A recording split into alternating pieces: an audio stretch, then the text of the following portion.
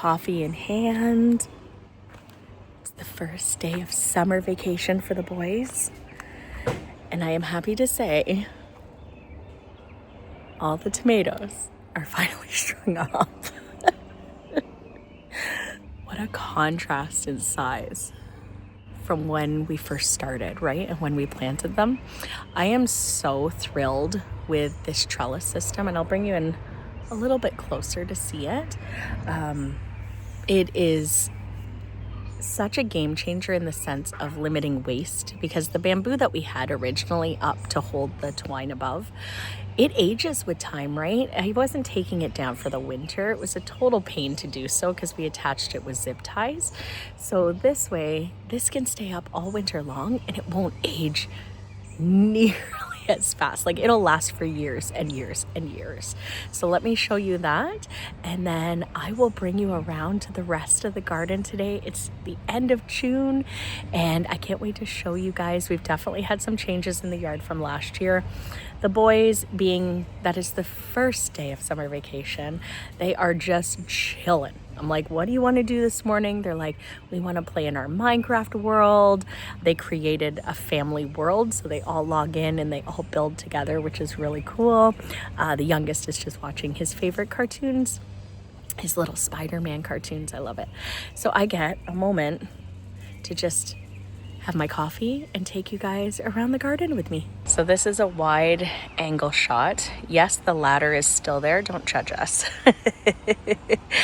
But you can see all the twine is absolutely there, holding these tomatoes up, and the wire is above. But look at how much cleaner that is to the eye, right? We don't have a million T-posts. We don't have all the bamboo above. I love the look of it. These are some of our Roma tomatoes. We have 2 rows of sauce style tomatoes. And thankfully, because it's overcast today, you can see exactly what this looks like. Now, if you watched our previous video, part 1 of this, if you haven't, go back and watch that, you'll see that I was pondering like what to do for the center row of tomatoes. I decided not to put any additional bracing between the wires, and that I would just angle the middle twine. So some of the tomatoes, it's all backwards. Some of the tomatoes are growing up, and some of them are obviously angled out to the right, and some are angled out to the left. And I'm hoping with pruning, I can still keep up good airflow around them, even though it's a little bit more congested than I'd like in the center. But we'll see. It's totally an experiment this year. This is all new, especially because last year I did have that bracing between, since I was using bamboo, and I just had a 3rd line down the center. So they were all still perfectly straight, and it made it easy to prune and keep the airflow. So we're gonna see how these angled plants do for us. Here's a better view of some of those angled strings for the center plants. So these will be trained out along those and still pruned just as we normally do. This particular type is a determinate tomato. So again, always make sure you know what type, whether it's indeterminate or determinate, and prune accordingly, because they need different styles of pruning. I am always a big proponent of pruning your tomatoes. In our area anyways, there's always such a risk of late blight coming and taking out our tomato crops. We still use our green tomatoes when years like that happen. We turn them into sweet relish. So it's not all wasted, but we definitely like the ripe tomatoes. That's why we grow them. And pruning just helps increase so much airflow around them that it really helps to limit the blight. I've also last year dove into some of the sprays that you can make yourself to put really good bacteria on your plants, which can help combat a lot of that fungal activity that comes. Same with some sulfur. So we actually bought elemental sulfur, which is what I use on our blueberry plant to help acidify the soil. And sorry, I'm distracted. There's a rabbit under one of our new trees. I'll show you that too. The sulfur spray will help with fungal activity. So we were trialing that last year. We're not at the point of the season yet where blight is of a risk, thankfully. So we're just going to keep watch and see if I go towards that or if I just want to see how the pruning and the new trellises work. Give it time. Let me show you this bunny. Maybe we'll jump right down to this bottom tier because it's obviously changed a lot. Hello, little bunny. Oh, why are you... Oh, no. I think this one might actually have a broken leg. Or a hurt leg. Oh no, it's broken. Oh, sweetheart. Oh, he's trying to protect himself. Oh, love. Hey, you must be in so much pain. You won't let me get closer, I know. Oh gosh. Mother Nature is so cruel sometimes. If you follow us, it just went up in the little green area, so hopefully it'll be pretty protected. If you follow us on our socials, you'll see that we had bunny nest in our front gardens, and we got to see all the babies grow and kind of wander off, and it was so sweet. And I'm wondering if that's one of them. But we do have coyotes in the area, not far. It's like a few blocks over. There's coyotes that live in a park nearby. Obviously there's neighborhood cats that run around, and there's dogs next door, so you never know what's gotten them. Poor guy. Let's try to get back on a happier note. We will just put out in the universe that guy will be okay. It all will be well. I don't think so. It's probably going to end up a meal, but animals have to live, right? They have to eat too. So let me show you the bottom part of our yard because we have changed so much this year. You can see almost all the grass is gone. I have seeded clover seed in this pathway because the rabbits much prefer to eat the clover versus my garden for the most part. So I want more clover growing in here, so they'll leave my garden alone. We obviously have some new fruit trees. So we actually have 6, but one way back there, we do have to place a warranty claim because out of 6, it was the only one that didn't spring to life. And we order from a nursery that does offer a warranty by August, which is fantastic. So we'll get a store credit for that one. This is an Asian pear, and it's a multi-grafted tree with 4 different varieties on it. It's doing fantastic. We have some stevia below, which I did buy as a seedling. Some little sprouts of zinnias coming up. Some bee balm from our local Buy Nothing group, and some catnip that I just took that was growing elsewhere in the garden. Next to it, we have a European pear. This one is also multi-grafted, so there's 4 different varieties on it. Again, some zinnias popping up. I knew that I wouldn't be filling these garden beds right off the bat. I want them more perennialized, and perennials cost a lot of money, or they take a winter sowing, or a fake winter in your fridge to stimulate the seeds to grow. So we're just taking it really easy. I just scattered those zinnia seeds under. But that is the European pear. If I turn to my left, you'll see this tree right in the very middle. This is actually an almond tree, and I am so excited for this. We eat a ton of almonds. Now, it's not going to produce a ton of almonds right off the bat, but one day it will. I did have zinnias here, but the slugs came and destroyed them.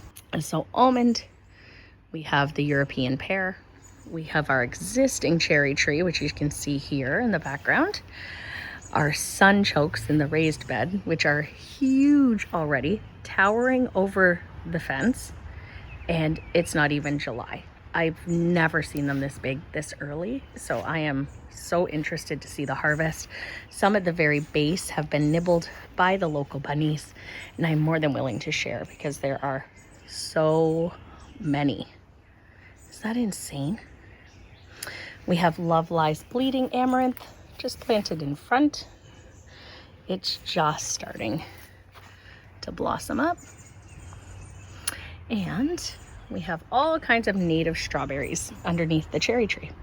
Behind that, our rhubarb is absolutely massive. It's 2 years old now. Golden Alexander, which is a native plant, it's filling in. And then our Egyptian walking onions, which I will be moving. I started another patch. Our asparagus is the only thing that did not come back this year. So I'm a little frustrated with that. And our pawpaw tree. Now I do have seeds of pawpaw inside stratifying, and I actually gave some to our neighbor who had a friend visiting from the East Coast. She took the pawpaw seeds home, planted them, and they germinated. So I am so excited to do that. They do need cross-pollination. So we used to have 2, and unfortunately one died. It got nibbled by bunnies and never came back. This one got nibbled by bunnies but did come back. So it's just more resilient. So I'll plant a couple more just to make sure we can get cross-pollination. They are so good. Pawpaws are just, they're so yummy. For perspective, pawpaw, walking onions, rhubarb, existing cherry tree, right? The sunchokes, and then a new tree here. This is another sweet cherry variety, just so we can get even more cherries forming. Since they cross-pollinate, it just helps to increase your harvest. So that's there. Next to it is a quince seedling that we started from seed. We had some quince come in our produce delivery box, and we decided to try growing it, and it worked. So that will not be its permanent location. We will move it as it sizes up, but we loved seeing it come from seed. And then next to that again is that tree that I do need to send a warranty claim for, which is okay. This was a peach tree. Peach tend to be a little bit more finicky, so we'll just order another peach because we do want a cross-pollinator. Because if I turn to my right, that new tree that's also there is also a peach tree, but you can see different variety, and this one sprung back to life, no problem. Lots of cardboard in the back. We're using cardboard all over the place down here. That's what we do. We do sheet mulching essentially, so we cover everything up that we don't want as grass or as weeds. We cover it up with layers of cardboard, and then we either mulch on top or we put compost on top and plant right in it, and that's our garden. It's that easy. So that's what we've been doing. This existing tree, again, this was our pear tree that we were espaliering. So I finally got some support up. So it's much stronger now. And the only thing I have to do is on the very ends, I have to extend that support. Pears are awesome for espalier. What's going to happen is a lot of these nodes along the main vine, or the main stem, will make fruiting buds, and then we'll get all our fruit along just a horizontal line. So it makes it for easy harvest, easy pruning, and it's very space saving, because look at that. It's super thin. Now, as it ages, it's obviously going to thicken up, but it allows you access behind and in front of the tree, which is really nice when you're in a smaller property. There's different styles of espalier. You can use it as a form of art and shape your trees in so many different ways. So definitely look into that, especially if you have a smaller space, or if you just have an area that you would love to have something more decorative. How cool is it to use a fruit tree to do so and then get fruit from it? I think that's awesome. Down here in our raised beds, we have seeds saved from store-bought ground cherries, and so we're waiting to see those produce. Grapevine came back with a vengeance. We do have to support this. Again, it has not been on the priority, and there's one little cluster of grapes that's gonna form. Let me show you. So if I go all the way in here, those will turn into grapes, hopefully. Next to it, we have a gooseberry, and it says first year fruiting, and I'll show you if I can get my knees off this mulch. It's one of the worst feelings. Ouch! Gooseberries are incredibly spiky. Where did it go? There is one. Since it rained, everything's kind of jostled. There it is. Back there. Now, a friend of mine told me when they're firm, they're not ready yet. We've never ate them, so we will see, but that's so cool. And it's so spiky, so nothing steals them, which I love. And it helps protect some of the plants that are growing around it. We have a hascap here and another hascap here.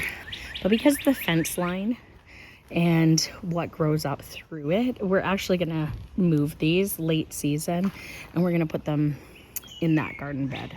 Next to these massive ground cherries, we have bush style acorn squash. So we're gonna start to get some acorn squash here. Oh, something ate a large beetle. Look at that. You will see tomatoes popping up everywhere. It's because I used a lot of our worm castings from inside on the garden to top it this year before planting, and there's tomatoes coming up everywhere. Morning glory. I always love them climbing up the compost. And yes, our Christmas tree is still here. Yes, I still need to chip it. It'll eventually get done. That's summer life, right? You have to prioritize what you do and when, and so much depends on the weather. We had quite the rainfall last night. I know just north of us, apparently they had quite the storm. Our power went out here at around probably 4 a.m. I think it was. My alarm clock, obviously it wasn't lighting up. I don't have batteries in it. Yes, I'm old school. I have an old alarm clock. I don't keep my phone in my bedroom whatsoever. I keep it downstairs. My husband keeps his upstairs though in our room. No idea the exact time, but maybe it was not even that late.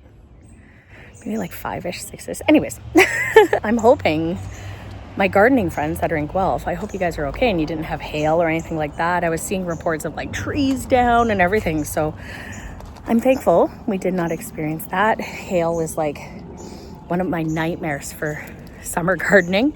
Same with trees down, because we had big trees fall in our backyard a number of years back, and we had pear and apple trees planted and they got demolished. So yeah, nobody wants those intense summer storms, right? Nobody wants that. Let me show you the raised beds on the second level. Now these are looking a little bit more, I don't know what you'd call it compared to years past. It's just because, again, my attention has been pulled to many other areas of life. So there might not be as pristine, but they're still productive. So the back row here is all cucumbers. I'm trying this netting. I got it on sale. It was super cheap. And we'll see. Hopefully we get a wall of cucumbers growing. And some onions in front. Some peppers behind those. And on the trellis, we have our peas. We have beans sown behind, pole beans. So when the peas are done, the beans will be climbing, which is great. And this is one of the cucuzzi melons. I was gonna put in, as I set down my coffee here, a shot of what the flowers look like, but there's a flower open. So we have another cucuzzi here. And these are their flowers. Now they're a little, this is starting to close already for the day, but they're this gorgeous white. They're just beautiful. What's cool about these white flowers is they open for the evening and they provide food for all the nighttime pollinators. And then as the daytime comes, they close up. So this is one of the male flowers that is forming. It is just starting to climb our trellis, so we still have some time. We also grow loofah, as you know, and loofah makes gorgeous yellow flowers. And what happens with those is they open in the morning and then they close at nighttime. So one trellis has loofah, one trellis has the cucuzzi. So we're gonna have rotation of yellow and white flowers from trellis to trellis, which I think is so cool. With that said though, it looks like only one of our loofahs survived. So we might not have as many yellow flowers as I planned for, but the goal for growing loofah this year wasn't for sponge. We're still stocked for sponge. That's how much we've grown. It was to save seed because I need fresh seed. So as long as I've got one, all is well. Okay, let's grab the coffee. The next row over, we have some sweet peas, the flowers. I wanted them to start grabbing onto that chicken wire, but I might have to help them out with some twine to get up there. Eggplants. So we have both Casper, which are the white ones that taste almost like mushrooms, and Turkish, which I've never had before. And then a boatload of self-seeded dill. It just dropped its seeds from last year and grew a huge patch, but I want to can up some pickles this year anyway, so that will be useful. More peas, and these peas were eaten by the bunnies. That's why they're so small. And my beans there were topped, as you can tell. But thankfully, these had chicken wire around them. So these beans are still here. Those beans are those lovely dark blue ones that I shared on Instagram. I forget the name. I will throw it in here, but I am so excited for them. They are absolutely gorgeous. Clementine tree, which flowered, but did not provide us fruit. I think because I don't have a cross-pollinator that was also flowering. So we're waiting for our other tree to start flowering so we can get cross-pollination. And we have some strawberry mint. A friend of mine gave me cuttings for that. Smells amazing. Goes great with our chocolate mint.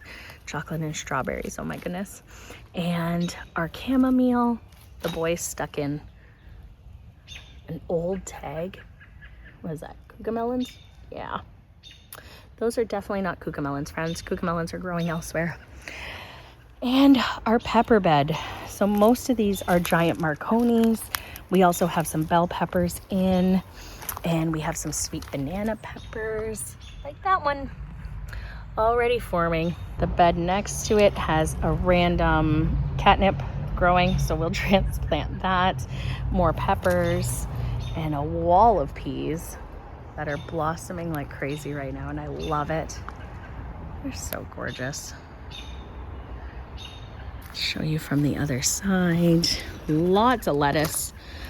This is the lettuce you saw me harvesting from in the previous video. A lot of it's going to seed, and I'm doing that on purpose, not only to collect seeds, but I'm also teaching a seed saving workshop. The seed saving workshop is next month through our public library, and it's for their 50+ group. So if you guys are of that age group, or you know anyone in your family or friend group that is, they can come and learn seed saving with me, seed saving 101. But I want to bring some examples of what it looks like when your plants have gone to flower and how to collect the seeds and that sort of thing. So at a quick glance, you can see this one lettuce. You can see how it's towering up and it's almost sending up a stalk. That's because it will flower, and lettuce typically flowers around July, so it's the perfect time for that. And it is so easy to collect seeds from. They just turn into almost like dandelion puffs, and you collect those puffs, and on the very end of each of one of them is a seed, and that'll grow you an entirely new lettuce plant the next year. So for those of you who are not in the 50+ age range, now you know.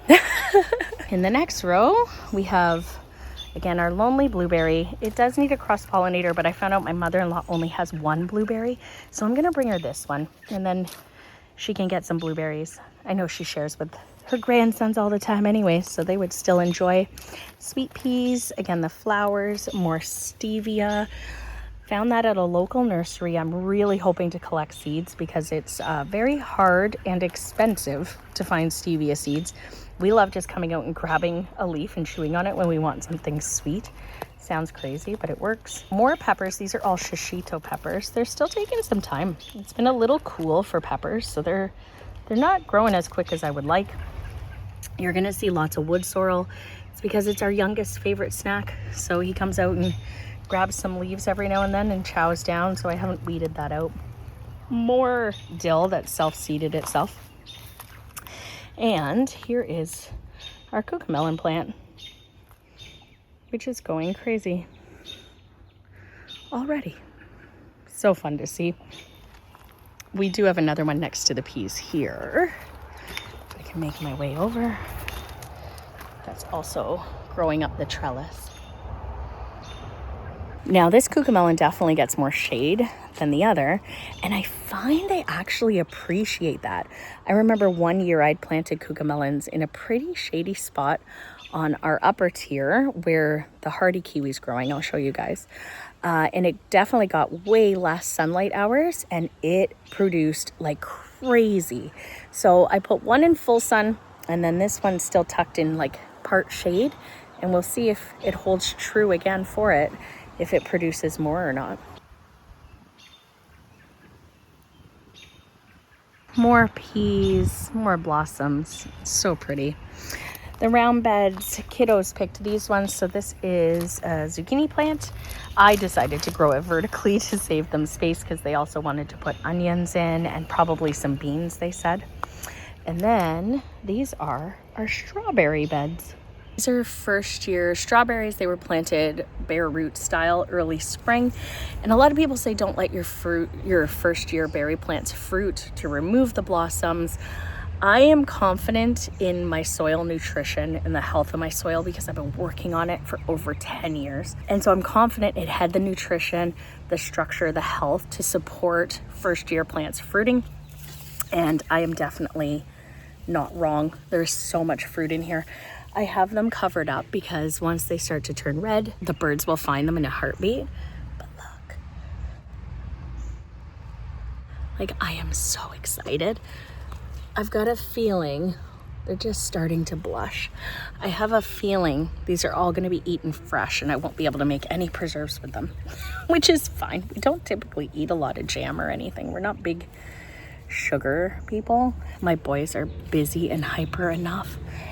4 boys, man, they're busy, so I don't need to add any sugar to their lives, but we do like the odd treat of some strawberry jam. So next year, year 2 and 3 of strawberries are when they produce their heaviest. So that's my plan. I'm probably going to end up with far more than we would eat fresh. Although there is 6 of us, right? And the boys can gobble strawberries like there's no tomorrow. So maybe I'm just hopeful, but chances are I'd need an entire strawberry farm in order to make preserves. I'll probably just end up buying flats somewhere if I did want to make jam. But these plastic covers are just from the dollar store. They were $2. You always want to get the ones that are spaced pretty tightly. Again, you don't want critters getting stuck in them and getting injured. So birds, chipmunks, squirrels, things like that, they can get stuck right in there and have, you know, like that other little bunny, like have their legs and such hurt, and you don't want that. So make sure if you're getting netting that it doesn't have the larger squares, because that's where they can get stuck. And if they didn't get stuck, they're still getting into your garden. So keep that in mind. These berries are pretty much at their max size since they're already blushing. So I'm not concerned with the decrease in sunlight by applying this. Again, we want to keep the critters away from them because I want our strawberries. I don't want to share them all. Let's get off the ground here. I'm not as sore. I had missed a couple kung fu classes because I was so riddled with the allergies, and then they turned into a sinus infection. I ended up away for 2 weeks from the dojo, and then the first class back was like a heavy leg day, and I couldn't move afterwards very well. And so I go Mondays and Wednesdays. So then by the time Wednesday came, I was still so sore, but I'm like, no, I need to go or I'm just going to be riddled with pain every time I go. I'm not going to recover well. So I went, and it was sparring night. So it was actually my first time sparring a person, not just pads. And let me tell you, my kids are so incredibly skilled because they make it look so easy. Everyone at our club makes it look so easy, but they've also been training for years. I have to remind myself that even though I've watched my kids and my husband train for years, I haven't. I am still very much a novice. So it was very humbling, we'll put it that way. But I did get some points, which was really cool. And the gentleman I was sparring was taller than me and larger than me, like muscular. And I still got some points, so I'm pretty proud. Anywho, we're up to the top now, in amongst all the tomatoes. Let me show you. So the other thing next to the tomatoes, though, are all our herbs, which are absolutely massive. Like, I can't even put into perspective. Like, they're so huge already. I'll be trimming up a bunch of them because they are starting to flower. Look at this sage. So I always let them bloom, let the bees and the pollinators get their food, and then I cut them back. And it stops them from spreading so many seeds around. But also, it helps me get another harvest and another flush of flowers. All right, growers, it's actually a new day. While I was filming the herbs to show you how epic they are in size, my phone filled up. So let me show you. I did want to mention new day, a bright, sunny, and hot. So hot. We are sitting currently at 31 degrees Celsius. Not a clue what it is with the Humidex, but let me tell you, my clothes on the line have been dry in under an hour, which is great for laundry. A few of you know we don't have a dryer here. We just strictly line dry everything. When our dryer died, I convinced my husband to just give me 6 months. It was actually the winter. I was like, if I can survive the winter season with no dryer here, then, you know, we'll reconsider even putting one back in. And we survived it no problem. So now where the dryer was is a grow shelf for more plants, which obviously makes perfect sense for what we grow. Let me turn the camera around and I'll show you these herbs. The other thing I want to show you is all these tomatoes. And again, when I am showing you these, keep in mind the current temperature here and full sun. We are almost at noon. So it's like, it's right overhead, right? It is so hot. And there's hardly any drooping in sight. So I want to talk to you guys about that too. The herbs look obviously quite similar to what they did the other day. The catnip is nearly in bloom, if that would focus for me. There we go. The oregano is going to be blooming as well very soon. The sage is in bloom. And then obviously, as I mentioned, lemon balm. And then this is our thyme plant. So what's cool about this thyme plant, not only is it absolutely gorgeous, oh, the focus is driving me crazy. Absolutely gorgeous when it's all blossoming. But this only cost us 50 cents, I believe it was. We bought it on clearance from a big box store. It was on death's door and we brought it home knowing that it's a perennial herb. And now look at it. And it was only like maybe this big. Like it was so small. So yeah, it's doing well. Fields of tomatoes. So we have, again, sauce style, paste style tomatoes over here, as well as cherry tomatoes. And then this is more of the paste style tomatoes. And then a lot of our beef steaks are on the other side. You can see these plants are hardly drooping at all. Now there's a couple reasons for that. These are grown on a slope, so they do have access to a lot of underground moisture on a regular basis, far more than if it was completely flat. We're also on a hill, so it helps in that regard because we have obviously the moisture coming down underground from the hill, and then also in our own backyard with the slope that they're on. Don't let anyone tell you that you can't grow on a slope, because you absolutely can. It is possible.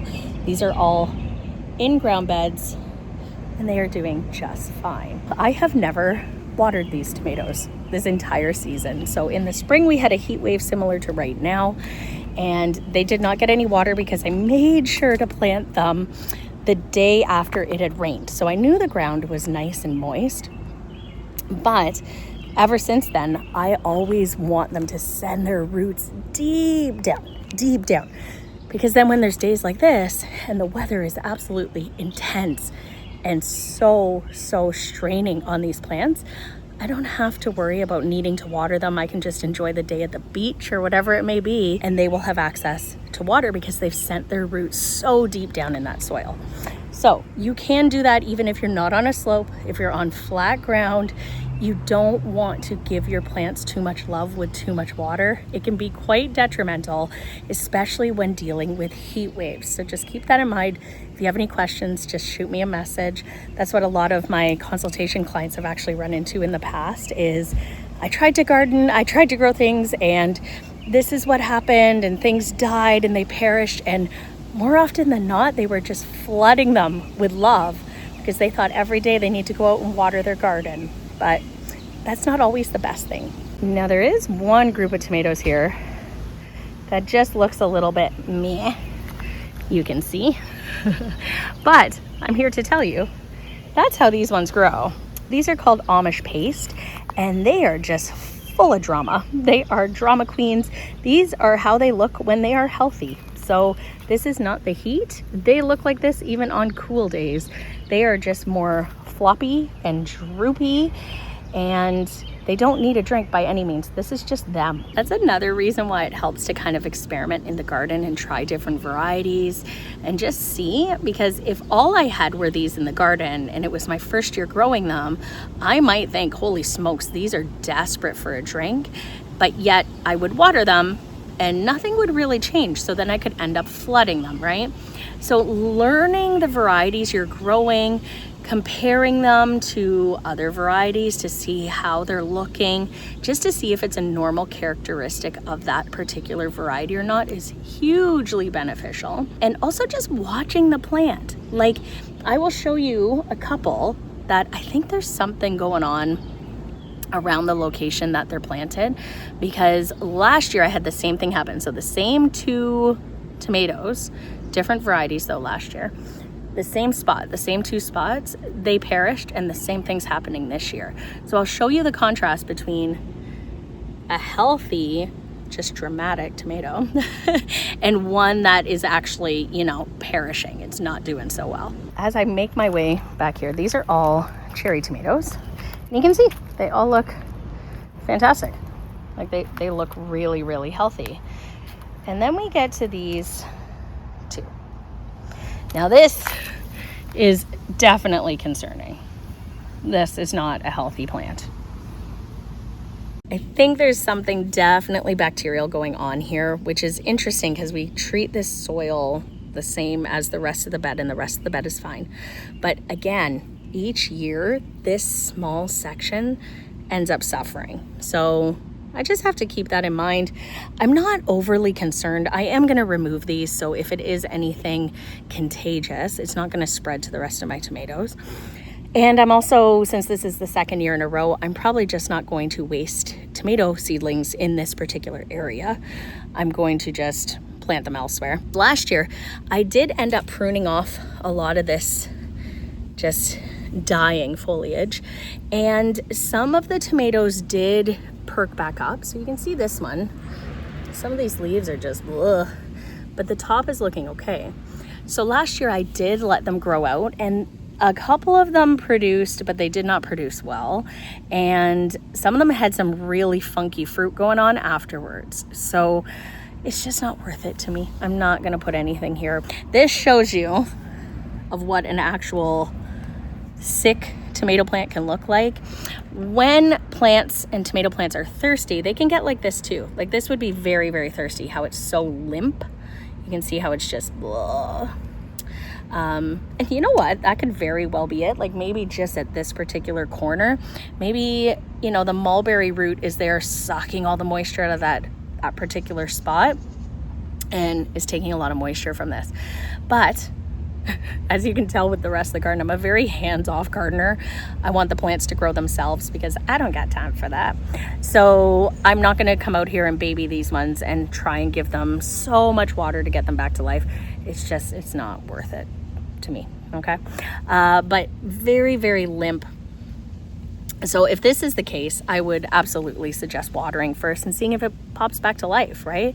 And if it does, then you know it was a watering issue. When I compare to the dramatic Amish paste, which I'll show you, they're not limp. They're still firm. This isn't the same variety, but it's still very firm. I'll go back and show you. But when it's like just super limp like that, more often than not, it's a watering thing. But again, if watering does not solve the problem, there's probably some disease activity going on. The dramatic tomatoes here. So you can see they're so droopy, but they're not limp. Like they're very firm still and firm to the touch. And this is what tells me, again, it's just a characteristic of this variety. It is not that they're thirsty. One of the last plants to show you here is our hardy kiwi vine. It is doing fantastic, especially considering the bunnies decided to eat it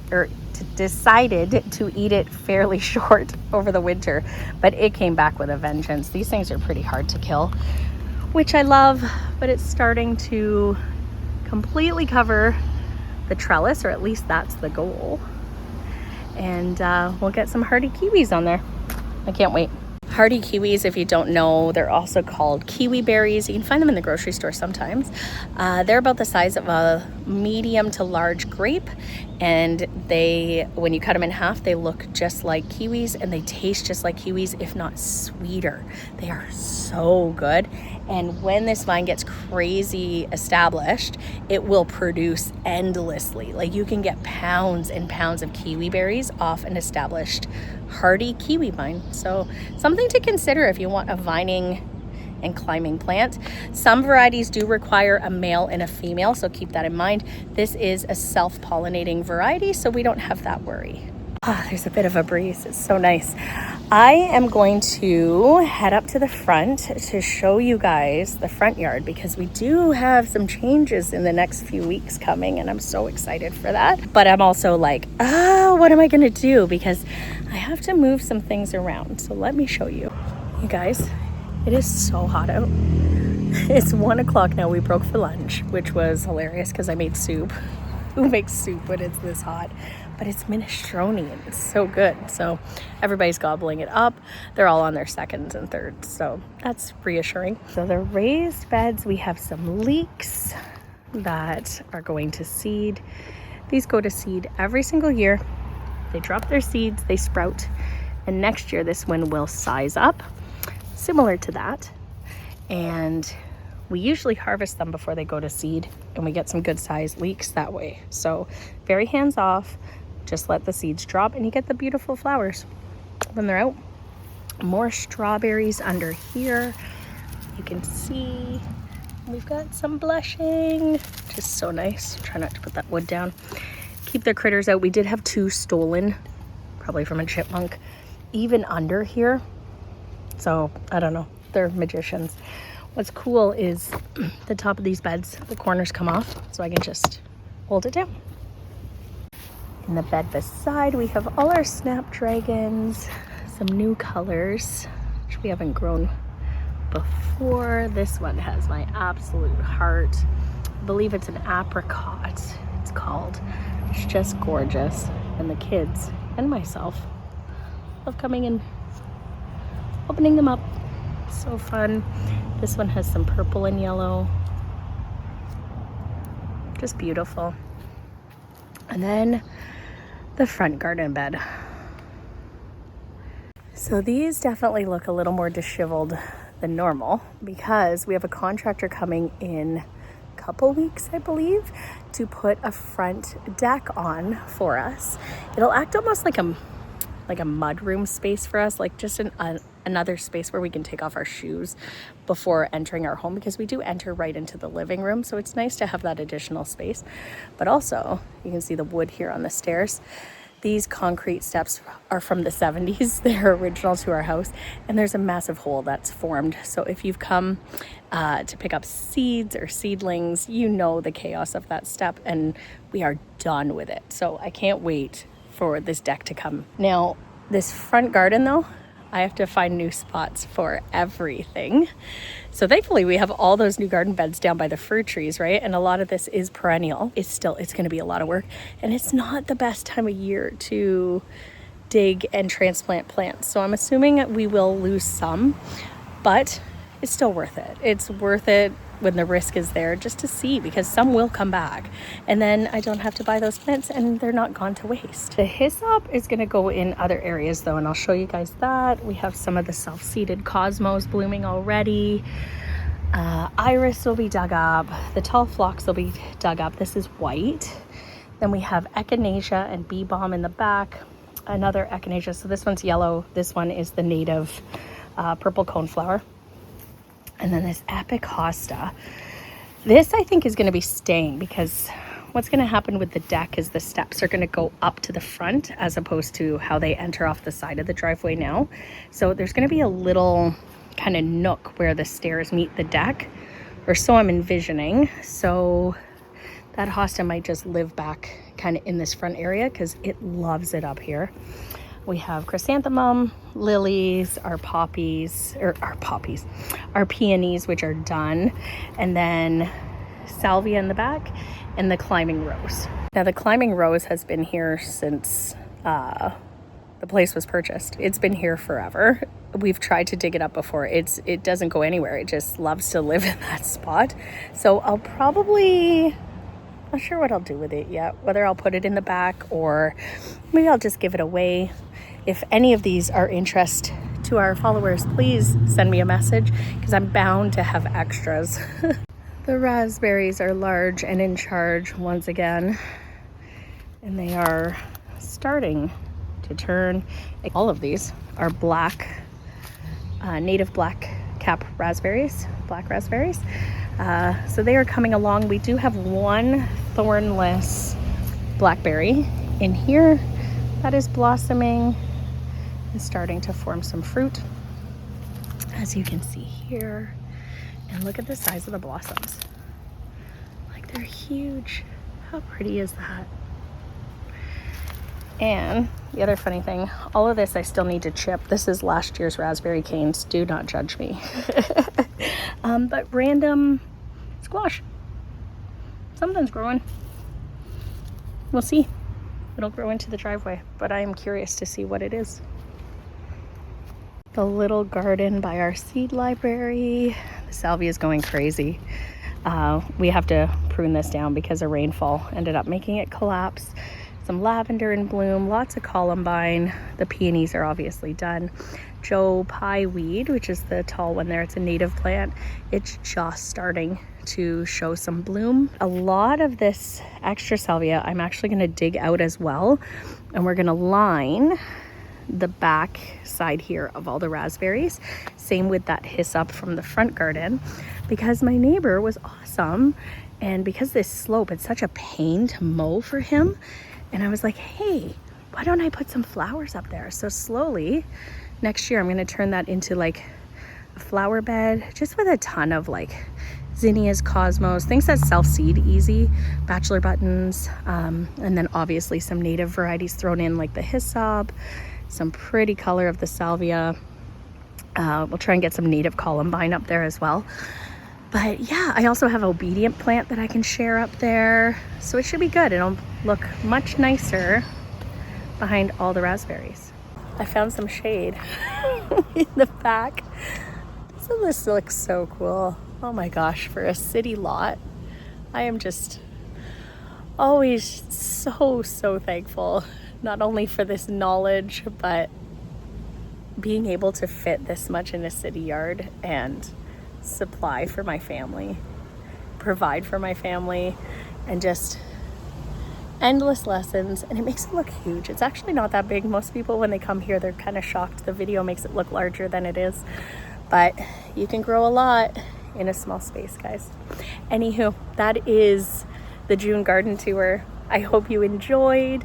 We'll definitely bring you back, hopefully for a July garden tour where the front is all completely changed, and we'll see these tomatoes climbing even more, and the harvest we'll be getting. I do want to put out there that this will be the year that we'll be hosting a tomato taste test. So we'll just have a little garden party of sorts. Our followers are more than welcome to come on by and try a variety of tomatoes, almost like wine tasting style, because that's how we really learned our preferences with tomatoes. There's so many different flavor profiles, and fresh homegrown tomatoes are one of the easiest things you can grow, but also one of the most impactful, I find. We cook with a lot of tomatoes, but then in the summer when it's super hot, you just want a tomato sandwich. It can be so good. So my heart is always with homegrown tomatoes for sure, especially with current pricing. It's crazy. Be sure to put that date up on our socials when it is set. It's looking like it's going to be in August, just with how the fruits are forming, and that way we can get the most variety of fruits available for you guys to try. Hopefully you can stop by. We are super laid back. It is super chill, so it's not going to be anything formal or fancy or any expectations. We are judgment free. We just want people to come and enjoy the garden and smile a little bit and have fun and hopefully learn some things too. I'm just putting it out there. We're making that happen this year. This August, I will solidify a date probably within the next 2 weeks, and I'll throw it up on our socials for you guys. As always, happy growing.